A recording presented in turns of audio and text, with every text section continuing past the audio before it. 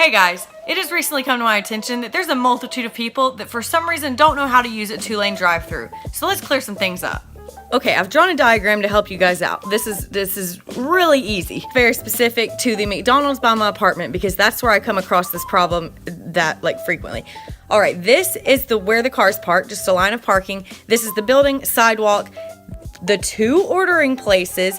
This is the 2 lanes and where they merge or where they split into the 2 lanes. Okay, here we have car 1 and car 2 are ordering. If you're in car 3, do not pull up over here. You know what that does? That blocks these cars from getting out of the parking lot. This is the exit. You cannot exit this way. So on the drawing, obviously I didn't draw it to scale, so there is room, but it would be like they're over here, and now car 8, oh, I need to leave. Oh, I literally can't because these idiots don't know how to use a 2-lane drive-through. Now that's by far the biggest problem because I see all the time these cars will be back here, and once one car, say there's these 2 cars up here, once car 3 takes it upon themselves to get in line behind car 2 before car 2 pulls up, all of a sudden everyone starts pulling up and people are coming in. Now, these 2 cars are stuck until all 4 of these cars are able to pull forward. It's absolutely ridiculous.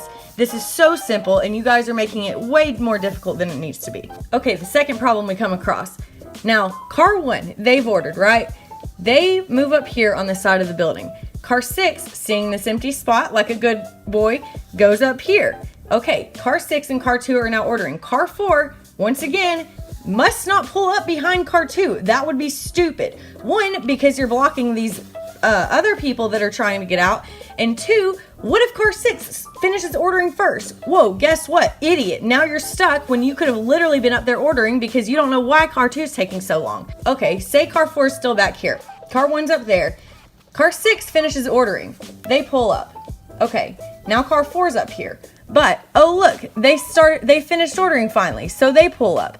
Now car 4 sees this little bit of room in between car 6 and car 2. When car 2 is clearly finished ordering and already started to pull up, car 4 finishes ordering and tries to get in between them.